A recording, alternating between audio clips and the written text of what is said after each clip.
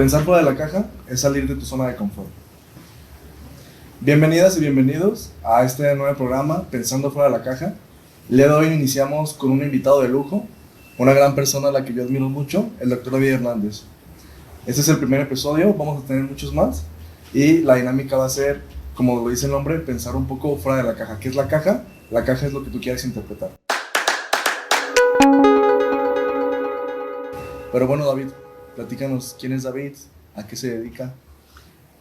David Hernández, pues es un chavo que se hizo en el movimiento estudiantil, una persona que en su casa recibió una educación en la que, como en muchas de nuestras casas, los papás decían: lo único que puedo hacer por ti es darte educación, es que vayas a la escuela. Y siempre con esa aspiración de mi padre y de mi madre de tener hijos que pudieran ser profesionistas. Y afortunadamente lo lograron, no solamente conmigo, también con mis hermanos, afortunadamente. Y bueno, en la casa aprendimos también el liderazgo. Ese liderazgo que nos enseñó mi papá como parte de un sindicato, ese liderazgo social que nos enseñó mi mamá en una colonia, en una zona popular, como fue primero la Quinta Velarde, en Salvador López Chávez y Olímpica, y que vivimos ahí prácticamente hasta los 8 años, y después en la Colonia Atlas, donde mi madre se convirtió incluso, además de dirigente de un seccional, se convirtió en la presidenta de la Colonia Atlas, en donde la lucha social que ella encabezó en un tiempo nos enseñó que había que enfrentar incluso en ocasiones hasta al propio sistema en el que pertenecíamos, ¿no? Y de ahí venimos, de esa lucha, de ese aprender de los ejemplos de gentes que no le temen a enfrentar a un sistema para lograr los beneficios a la sociedad. Sí, no cabe duda que el liderazgo lo trae en la sangre, como ya lo dijo con su mamá, con su papá. El movimiento estudiantil es algo muy interesante, pero yo creo que muchas y muchos coincidimos en algo. Ser un líder también implica tener mucho carácter y a lo mejor ser un poco vago. Usted ya lo mencionó, tuvo a sus papás. ¿Tiene alguna anécdota que recuerde en donde usted haya hecho una vagancia de chico o en su juventud, donde sus papás sí lo hayan regañado mucho? Fíjate que mis vagancias empezaron muy pequeño. Mis vagancias empezaron teniendo yo, debí de haber tenido 7 años, llegando a las 12 de la noche a mi casa por andar jugando lotería. Y ese día todavía lo recuerdo como si fuera ayer. Me puso una friega mi madre con una cuchara pozolera que me la quebró y me dijo estas palabras: si quieres vivir como puerco, órale, al chiquero, porque teníamos unos chiqueros en la casa, y me metió a la hora que llegué al chiquero, y bueno, aparte el sustito que me dio, y vas a ver, ahorita va a llegar la bruja y que quién sabe qué, ¿no? Pero de ahí aprendí mucho. Aprendí precisamente a que había horarios que cumplir. Y bueno, yo les quiero decir que yo estaba en primero de primaria y ya me hacía la pinta. Llegué a irme al Agua Azul. Había una alberca en el Parque Agua Azul donde me iba con los de sexto, con los grandes, a hacerme la pinta y a meterme a la alberca. No sabía nadar. Entonces andaba en la orillita, agarrado de la bardita, con las puras truzas, porque pues obviamente con la pinta no teníamos traje de baño. Pero sí, después en la secundaria, que fue cuando empiezo yo a participar en el tema de la dirigencia estudiantil, pues también tuve el gusto de poderme enfrentar en aquel tiempo a la FEC. Yo estaba en la secundaria 2 para varones, Y bueno, después regresaron los de la FEJ y me hicieron el favor de quebrarme la quijada de una tranquiza que me pusieron. Y sí, efectivamente fui muy vago. Después en la preparatoria de Jalisco, porque no es Prepa 1, que les quede claro, es la preparatoria de Jalisco, sí, en donde fue cuando ya me empiezo a meter más a la organización estudiantil, donde fui presidente de la prepa, donde aprendí que los líderes no nacen, se hacen, y los liderazgos se hacen encauzando luchas.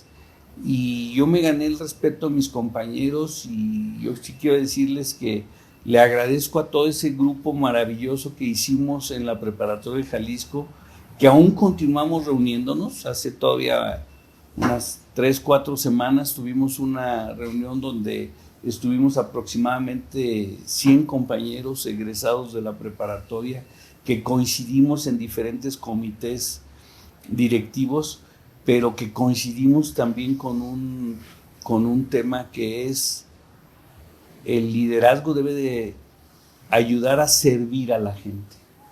Y esos liderazgos que aún tenemos algunos de nuestros compañeros, siempre fue un ejemplo tanto en la Federación de Estudiantes de Guadalajara como en la calle. A tal grado que hicimos una fundación que se llama Pedro Ballín Esparza, que lo hicimos en honor a un director de la preparatoria, y que a partir de esa fundación empezamos a hacer trabajo comunitario. Súper. Hablando ya del tema de la fundación, usted también tiene una asociación civil, David Atlaquepaque. ¿Por qué nace? Bueno, sabemos que desde sus papás nació esta intención de ser un luchador social, pero ¿por qué abrir su propia asociación civil? ¿Qué fue lo que lo motivó? ¿Qué día se levantó y dijo, chingue su madre, hoy voy a hacer la asociación civil? Fíjate que estuvo bien raro. Teníamos nosotros la Fundación Pedro Ballín Esparza y estábamos haciendo trabajo comunitario, y bueno, con ese tema que yo ya había sido diputado federal en 2 ocasiones, y que nos dedicábamos mucho a hacer actividades específicamente en Tlaquepaque. Una mañana precisamente me levanté y dije: da vida a Tlaquepaque.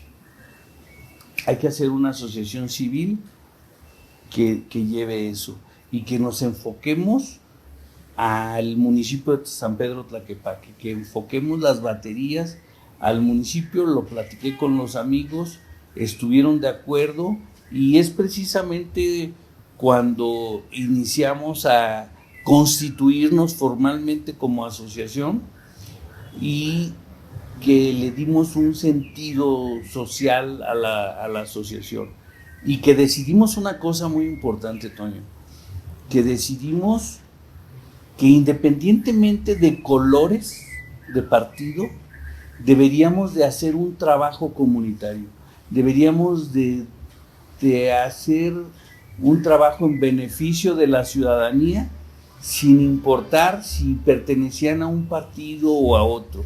Yo en aquel momento pertenecía a una expresión política, pero ya veíamos nosotros que los partidos políticos sufren de una descomposición a lo largo de su vida, ¿no? Y que como asociación civil deberíamos de darle un enfoque sin colores partidistas, atendiendo las necesidades de la gente, pero sobre todo con una intención. Hay mucha gente que le gusta servir, y que las puertas de la asociación precisamente iban a ser ese espacio donde la gente quisiera servir. Y así fue. Por ejemplo, la maestra Laurita Ramos viene y se incorpora y dice: oiga, pues yo sé dar talleres de cremas y de champús y de algunas otras cosas, y ella se viene y se incorpora a dar las clases en la asociación.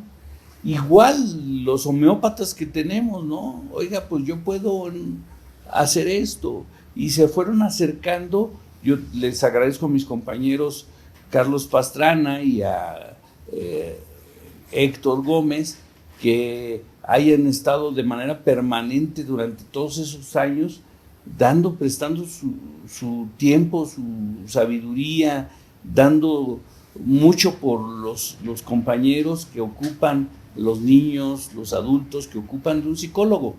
Y esa fue la intención de poder tener esta asociación civil, en donde a veces no sabemos cómo se mantiene, con las aportaciones de uno, la ayuda de otro, pero aquí estamos, ya prácticamente vamos para 6 años, en donde hemos tenido la satisfacción de poder haber atendido prácticamente a unas 15,000 personas a lo largo del municipio de Tlaquepaque.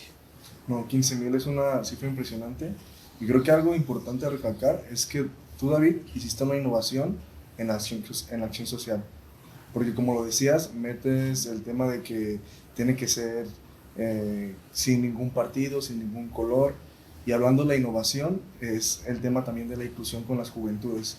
Las juventudes se notan un poco apáticas ya al tema de la acción social, al tema de los partidos, de la actividad política, pero es porque todo nuestro entorno va cambiando. Por ejemplo, ahorita, regresándonos atrás, cuando contabas la historia de cuando te hiciste la pinta, David, yo también me acuerdo una vez que en la primaria me tocó hacerme la pinta, estábamos en honores, mi primaria fue la Rafael Ramírez, estaba a unas cuadras de la Jabonera, del Parque La Jabonera, y ahí los viernes se ponía un tianguis.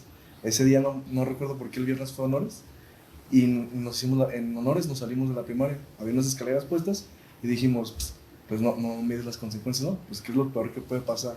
Agarramos la escalera, nos salimos y nos fuimos al tianguis, al parque, pero había tianguis, y en el tianguis nos encontramos a nuestras mamás.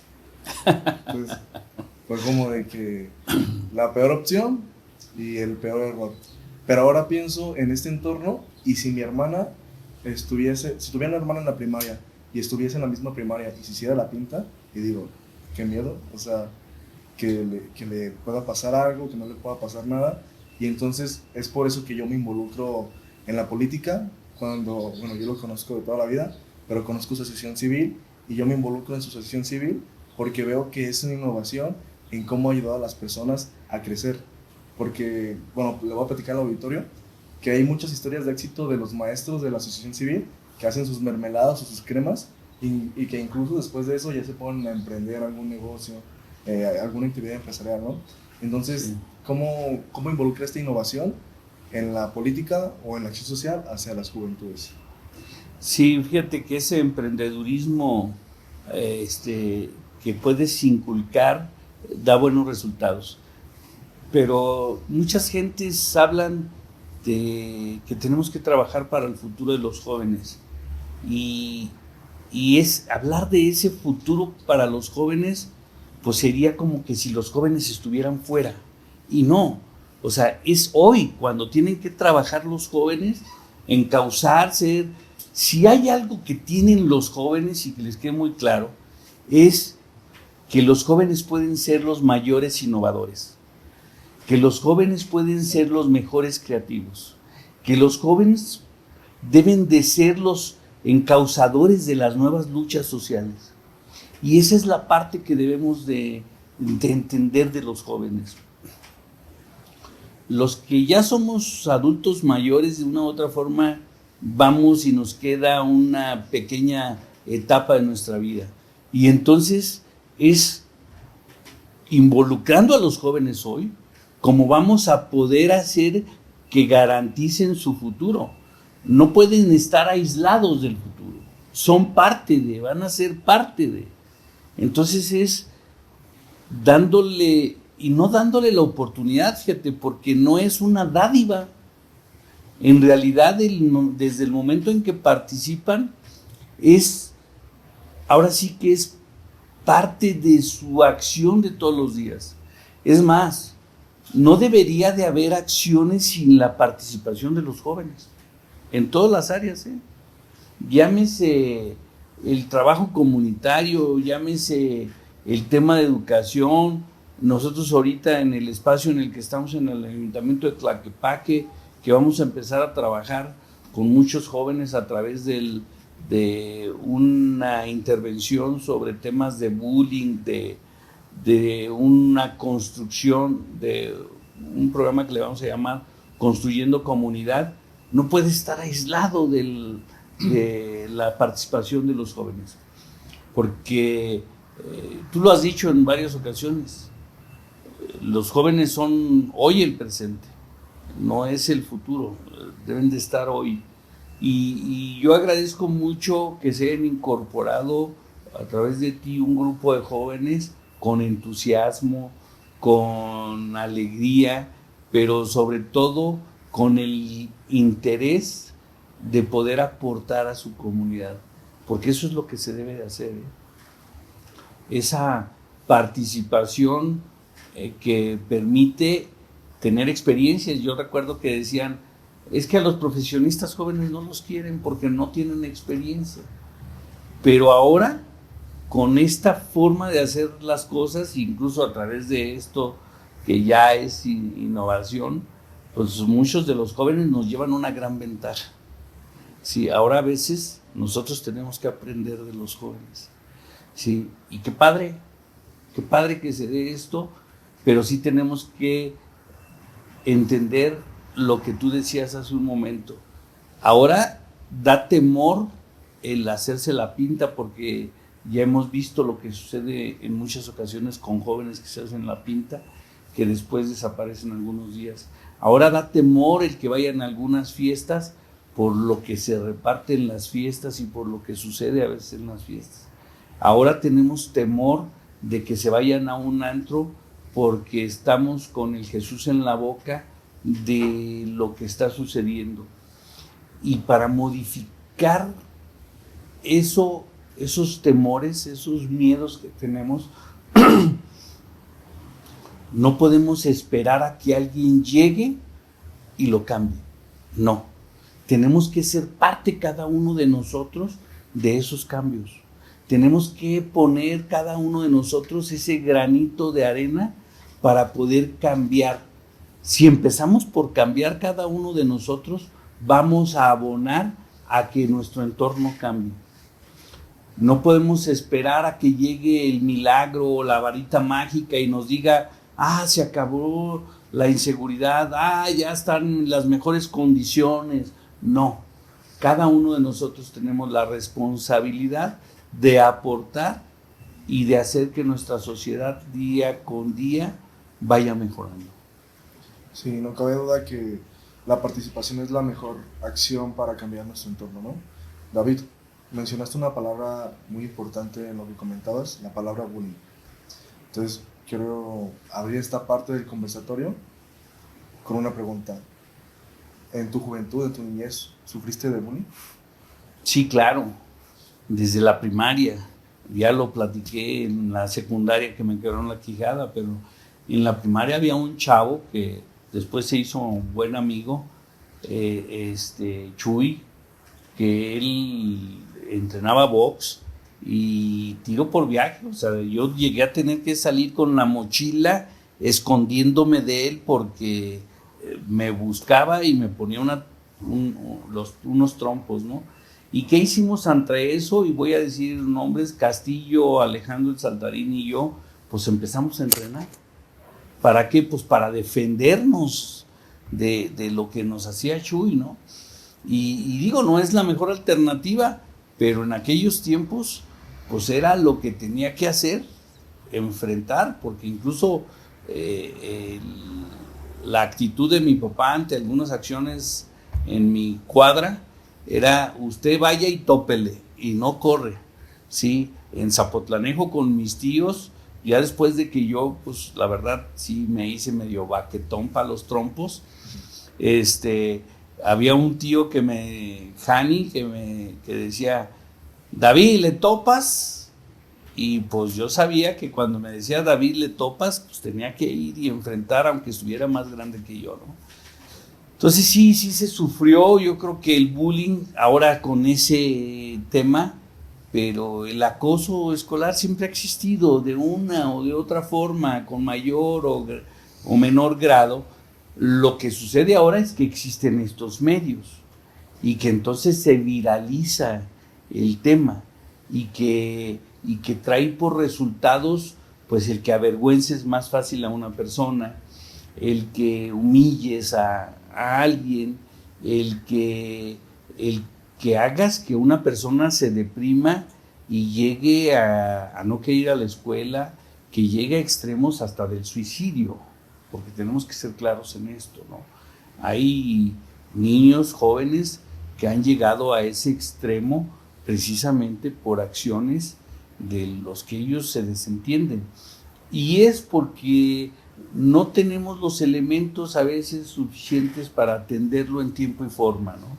Y a esto, y el trabajo que vamos a hacer en el Ayuntamiento en San Pedro Tlaquepaque precisamente va a ir encabezado a este tema, a poder tener herramientas que nos permitan atender en tiempo y forma tanto a los maestros, a los padres de familia y en los mejores.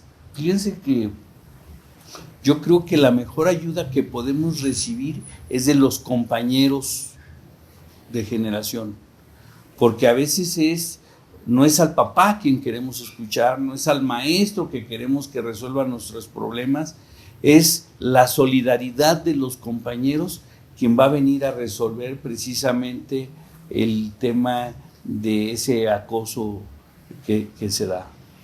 Si justamente mencionabas el tema de los compañeros, yo recuerdo algo muy importante en el tema de la salud mental: tienes que tener un círculo de confianza. Entonces, a los que nos escuchan o nos ven, pues empiecen a preguntar quién podría ser su círculo de confianza, ¿no? Se puede integrar hasta de una sola persona o hasta 5 personas. Tu mamá, tu papá, tu hermano, tu hermana, tu primo, tu amigo, tu compañero de trabajo. Siempre tenemos que tener presentes quién es nuestro círculo de personas cercanas, por si algún día tenemos alguna situación de crisis, poder acudir con ellos. David, hemos hablado ya del tema de la acción social, un poco de tu juventud, pero también tienes una larga carrera en la política. Fuiste diputado, estuviste en el IMSS, fuiste delegado, ahora eres coordinador de proyectos especiales. Platícanos cómo es el salto de la política estudiantil a la política, por así decirlo, la política real, ¿no? Donde decides ya en más personas, en más comunidad, y también que nos puedas contar alguna anécdota de cuando fuiste diputado, cómo te sentiste como ciudadano en el Congreso de la Unión. Fíjense que yo en realidad nunca pensé en ser diputado. Hasta cuando andaba ayudando en una campaña en Michoacán, si mal no recuerdo fue 2001, en la elección de Eduardo Anaya, que le andábamos ayudando, en donde les dije a mis compañeros que andábamos ahí trabajando: en la próxima elección voy a participar para ser diputado federal. Y me metí a dar ese brinco de estar ayudando a otros en sus campañas a iniciar mi propia campaña. Y resultó bien, pero además me tocó ser candidato a diputado federal cuando decían que el PRI iba a desaparecer, cuando el PRI en el 2000 había perdido la elección presidencial y se vaticinaba que el PRI prácticamente vendría a desaparecer. Y entonces participo en una elección en donde gano un proceso interno, en donde compito contra alguien que había sido presidente municipal en ese proceso interno y con una mujer. Y hubo la elección para diputado local, para diputado federal y para presidente municipal. Y de 11 que estaban en la boleta, nada más había una sola mujer. Prácticamente se limitaba mucho el tema de la participación de la mujer, a diferencia de hoy, ¿no? Que se motiva. Y en el proceso interno saqué 13,000 votos. En el puro proceso interno. Fui el candidato que más votos sacó en el municipio. En aquel tiempo el distrito 16 era todo el municipio. Y fue una sorpresa, fue una sorpresa porque prácticamente ni sumando los votos de Riverón y de Sara me alcanzaban. Y para mí fue también una agradable sorpresa, pero la competencia era muy reñida al exterior. Acción Nacional venía con más de 5 periodos ganando el distrito. Pero logramos ganar, y ese brinco a mí me emocionó mucho, me motivó mucho, pero también me comprometió mucho con la gente, por ese respaldo, por ese apoyo que nos dieron y que no podíamos fallarle a la gente. Y el primer reto que tuvimos como diputado federal, les voy a decir la frase que el día que llegué como diputado federal a la Cámara de Diputados grité. Mi primer grito en la Cámara de Diputados fue: llegó la pedacera al Congreso de la Unión. Sí, porque pues nadie creía que un chavo que venía de una colonia prácticamente sin padrinos, iba a ganar una elección como la gané yo, ¿no? Pero además yo me sentía realmente y me sigo sintiendo realmente parte del pueblo. O sea, no vengo de una familia de abolengo, no vengo de una familia de políticos, no vengo más que de una familia de la colonia Atlas que nos supimos abrir paso y que logramos ser ahí, ¿no? Y el primer reto fue ganarle a Elvester Gordillo, que era nuestra coordinadora, una elección, porque Elvester Gordillo se puso de acuerdo con Fox, con algunas gentes, para votar el IVA en alimentos y medicina. Y nuestro grupo parlamentario se dividió y logramos ganar esa votación en contra del IVA en alimentos y medicinas. Y obviamente con eso también sacamos como coordinadora el Elvester Gordillo. Y de ahí nace una emoción por la participación, pero además sentamos varios precedentes en la legislatura de los que me siento orgulloso, porque no fue nada más el tema del IVA en alimentos y medicinas.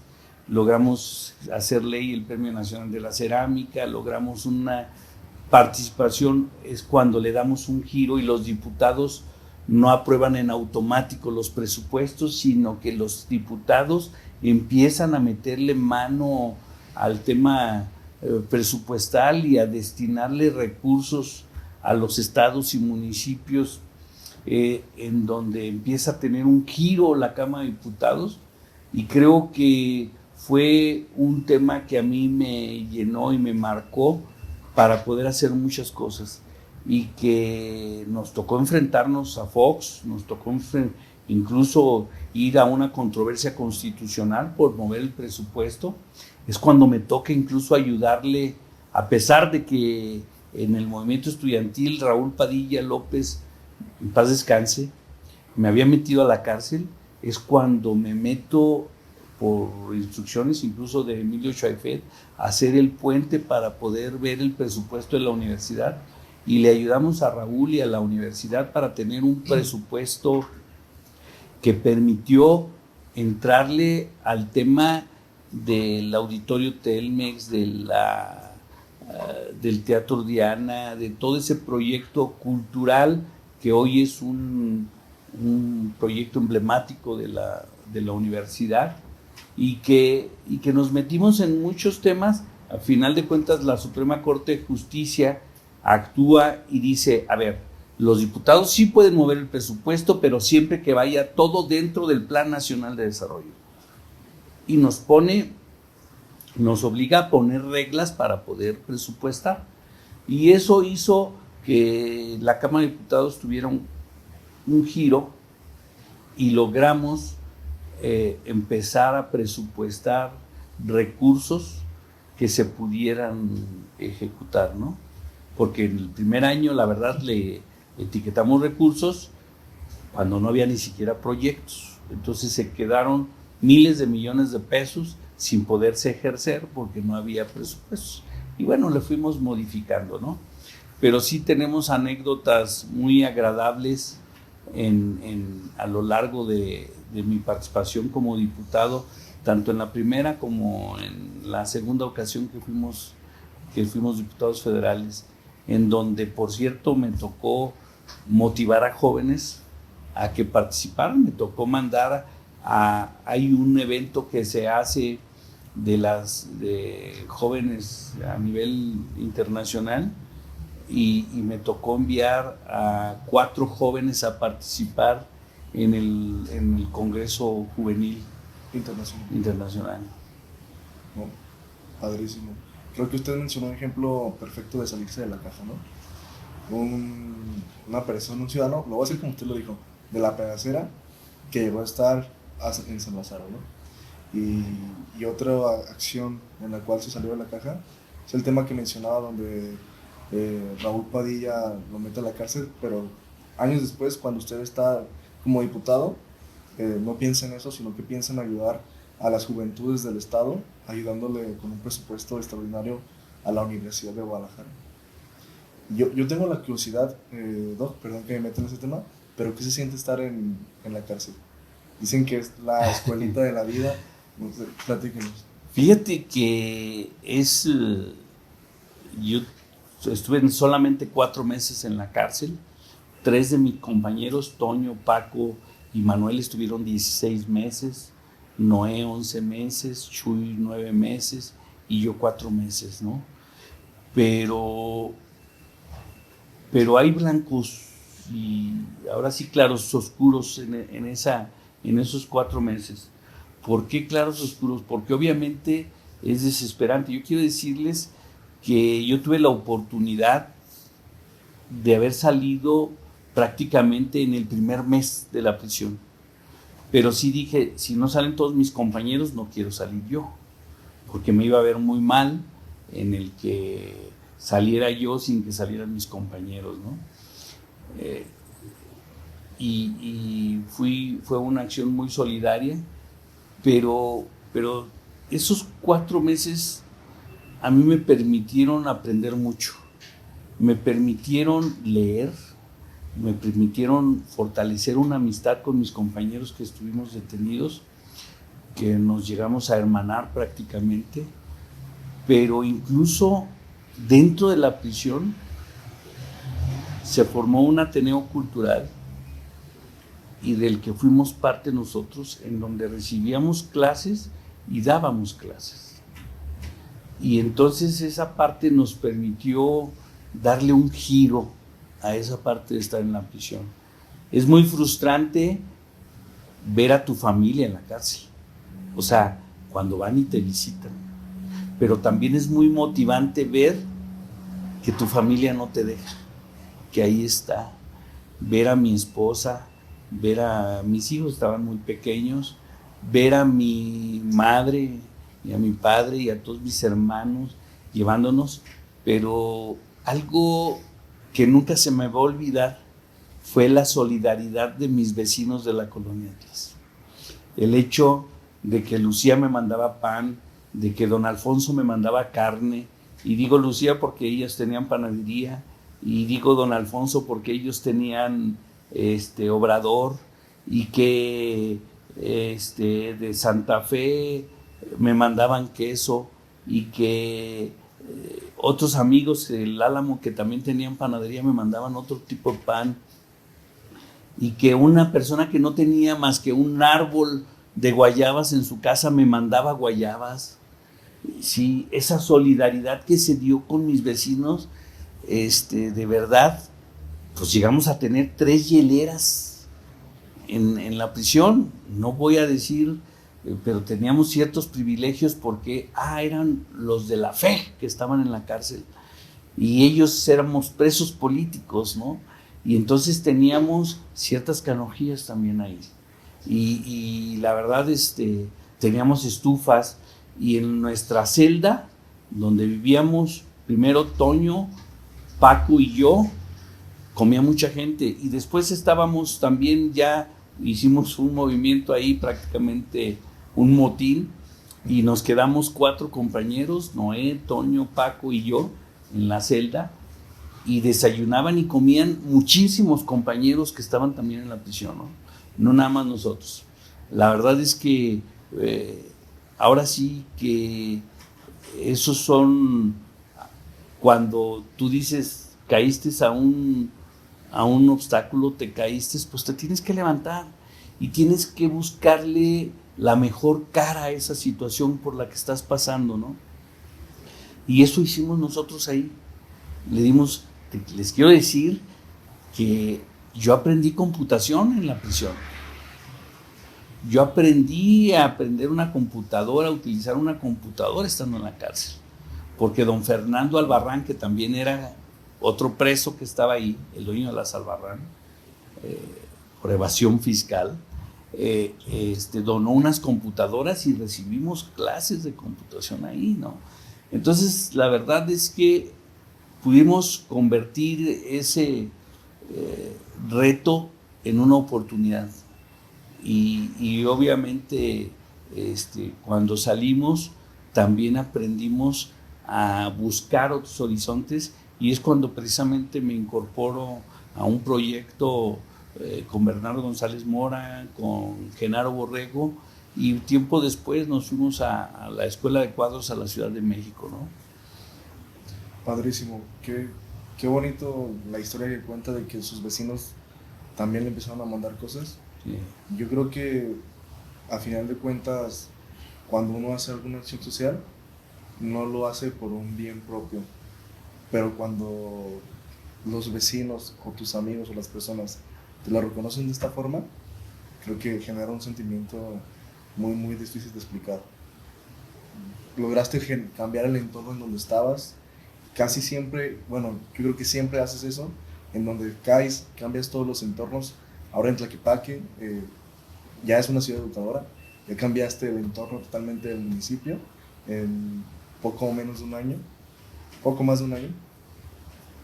Pero pues, con toda esa experiencia, todo lo vivido, ¿qué le podrías decir a un joven para que piense fuera de la caja? Que entiendan una cosa: se vale soñar, pero no te puedes quedar solamente en el soñar. Tienes que actuar para que las cosas sucedan. Y que debes de entender que hay que sumar esfuerzos para multiplicar beneficios. Y que no puedes hacerlo tú solo. Que tienes que aprender a ser equipo. Que tienes que aprender a cambiarle de página cuando te sucede algo. Que tienes que aprender a saber cuándo retirarte incluso de algunas gentes y acercarte a otras. Yo no soy el más capaz, pero he sabido acercarme de gente muy capaz. He sabido aprovechar los conocimientos, las experiencias de otros para poder hacer un trabajo que permita seguir avanzando. Y yo les ponía el ejemplo a muchos de que en una ocasión les dije a mis compañeros en el Seguro Social, pues hagan de cuenta que ustedes son las naranjas porque ustedes tienen el jugo y yo voy a aprender a exprimir ese jugo no solamente para mí, sino para poderlo compartir con los demás. Y creo que esa es la parte en que el joven, los jóvenes, la joven, el joven, ahora en términos de hablar con esta nueva forma que a veces no estoy mucho de acuerdo, sí, pero que tenemos que hacerlo hasta que realmente exista la pluralidad, la inclusión y todo eso. Tendremos que estar hablando en esa terminología. Yo sí les digo, el cambio es hoy. No esperen a que otro lo haga mañana. Tú tienes que participar, tú tienes que poner tu granito de arena y no tengas miedo a equivocarte, porque de esos errores se aprende, de esas experiencias, de esas caídas que te levantas, aprendiste. Y solamente no se equivoca el que no hace nada, ¿sí? Pero esta sociedad necesita cambios y no esperen que los que estamos ya llegando a la etapa final de nuestras vidas hagamos los cambios. Los cambios los tienen que hacer ustedes. Los cambios los tienen que ser ustedes parte de eso, porque ustedes tienen que hacer los cambios para construir la comunidad que tenemos a la que debemos de aspirar.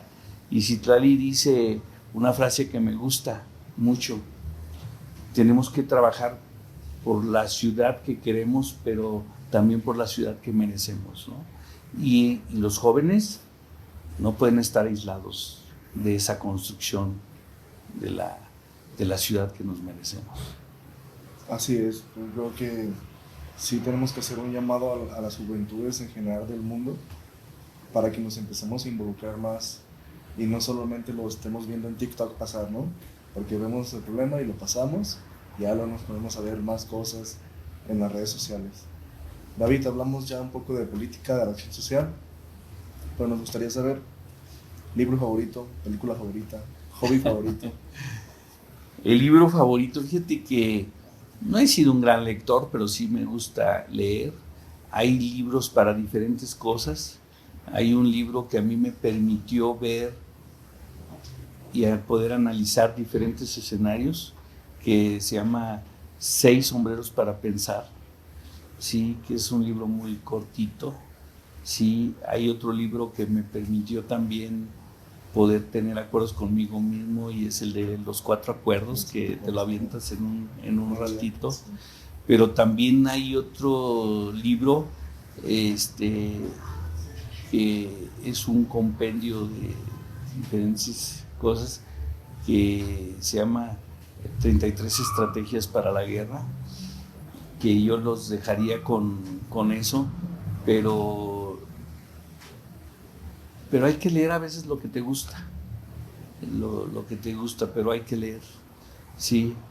Y películas, híjoles, ahora sí que hay muchas películas que me han gustado, pero hay películas que te enseñan a hacer locuras, y me estaba queriendo acordar del nombre de la película para no cometer el error.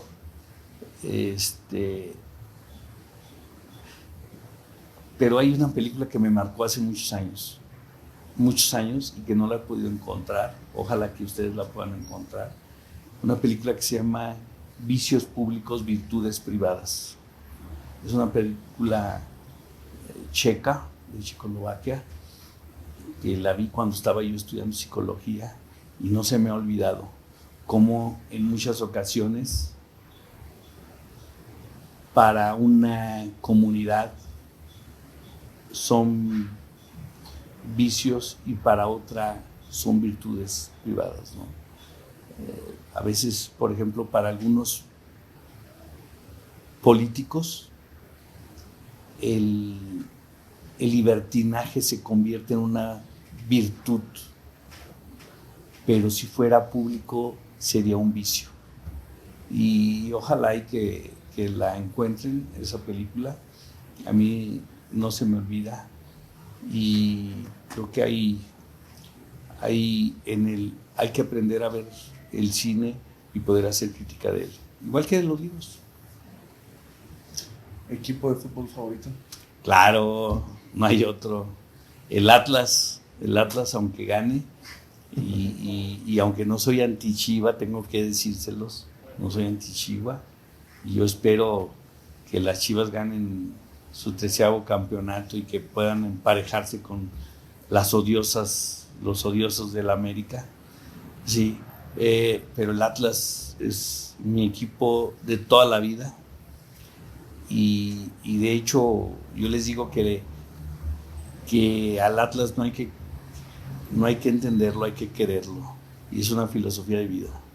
Sí, impresionante, ¿no? La pasión que se puede llegar a tener por un equipo de cualquier deporte, ¿no? El deporte que te guste. Yo recuerdo una ocasión, un clásico tapatío en el Estadio Jalisco, se despedía a Rafa Márquez del fútbol en el partido Atlas Chivas.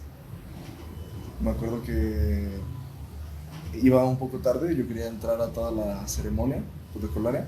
Entonces yo tenía dos camisas, la que traía puesta y una que tenía colgada con el número de Rafa Márquez, pues para estar así en el estadio o para que me la firmara al final cualquier jugador, ¿no?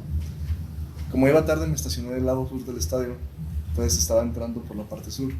Para los que no conocen el Estadio Jalisco, la zona norte es la zona donde se pone la porra del Atlas y la zona sur es donde se pone la porra visitante. En este caso la porra visitante era las Chivas.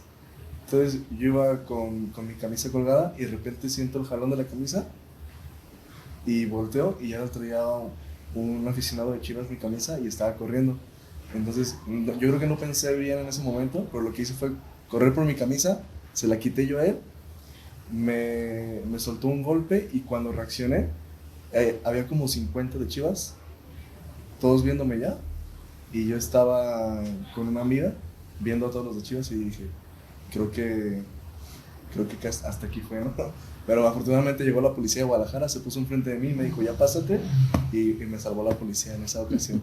Pero pues es algo, ¿no? De lo que te hace ser aficionado, apasionado, pero que después del partido dices, o sea, que estaba pensando, ¿no? O sea, ¿a qué voy otra vez por mi camisa? ¿Qué vale más, una camisa o mi integridad? Entonces, son ese tipo de cosas o anécdotas que te hacen arrepenterte. Para que vean que a veces la policía sí llega en tiempo.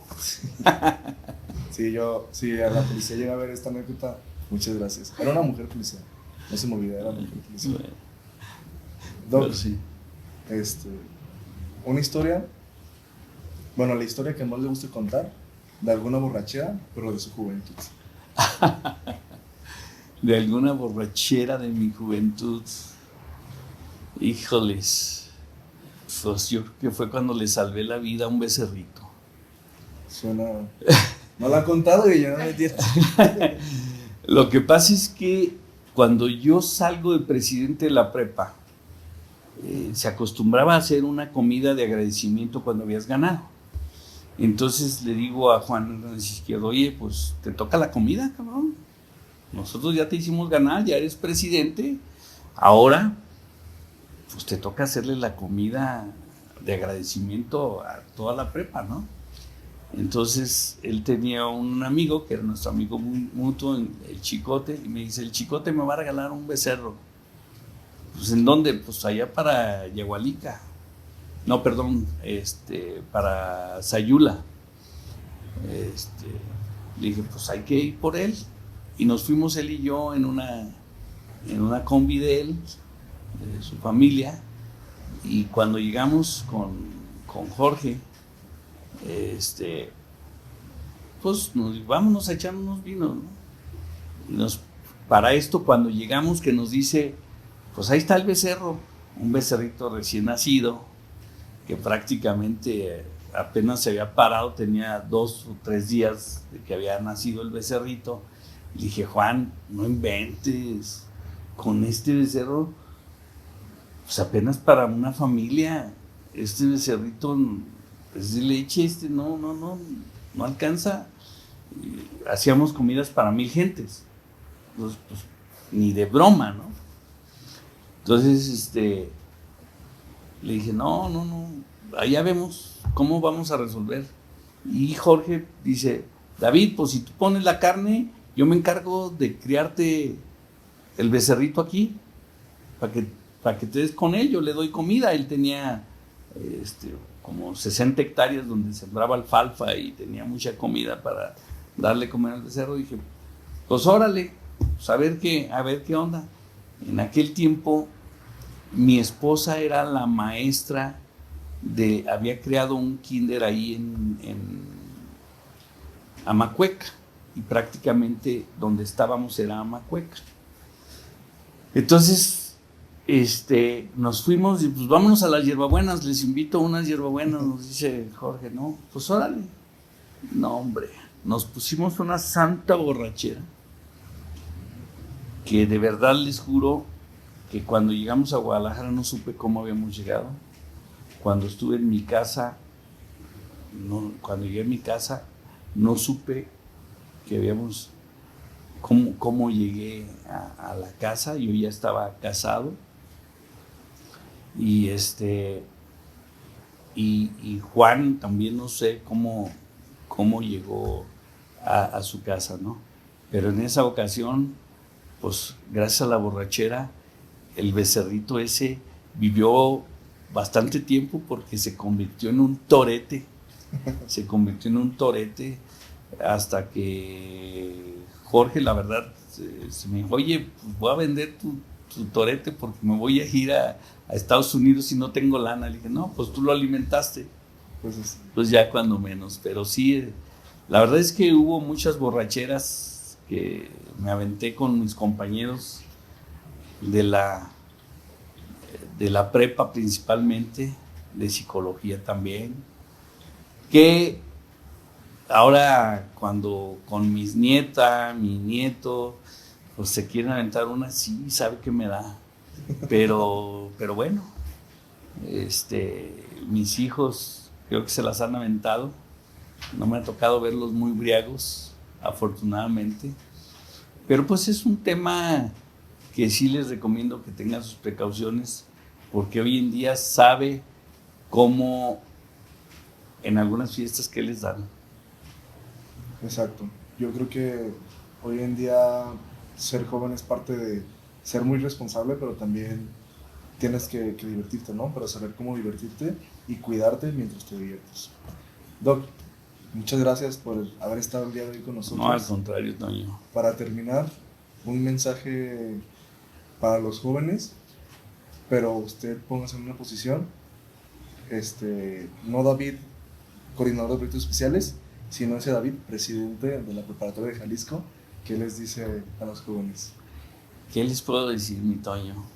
Primero agradecerte, ¿no? Esta oportunidad de platicar contigo, con los que nos están viendo atrás de esta cámara, con los que a lo mejor nos están escuchando nada más, pero y decirte que no sueltes esto, que yo creo que esta forma de llegar a mucha gente es muy positiva. Y decirles, ahora sí, de cabrón a cabrón, decirles que a mí me tocó trabajar y estudiar. Ahora muchos de ustedes no trabajan, solo estudien. Aprovechen y arriésguense. El éxito lo alcanza el que se arriesga. El éxito lo alcanza el que camina para llegar a él. No es cierto de que el éxito te va a llegar solo, no. Tienes que trabajar. Yo no conozco a alguien que no haya hecho algo para alcanzar el éxito, ¿sí? Porque conozco a algunos que hicieron millonarios a su papá, pero porque eran multimillonarios y se acabaron lo que sus papás forjaron, crearon. Y un ejemplo son los de Calzado Canadá, que a lo mejor ustedes están muy jóvenes y no lo recuerdan, pero el éxito se construye con cada paso, con cada acción, día a día, y sobre todo motivando a hacer un gran equipo, porque el éxito no llega solo a una sola persona, llega a los equipos. Yo tengo un gran equipo que hemos construido los éxitos juntos, y construir en equipo es más fácil que construir solo. Muchas felicidades por este esfuerzo. Muchas gracias a ti, David, por permitir entrar en tu vida y conocerte un poco más. Y gracias a todas y todos por escucharnos, o a los que nos dieron por vernos. Este fue el episodio 1 de Pensando Fuera de la Caja. Y recuerden, piensen fuera de la caja. Gracias.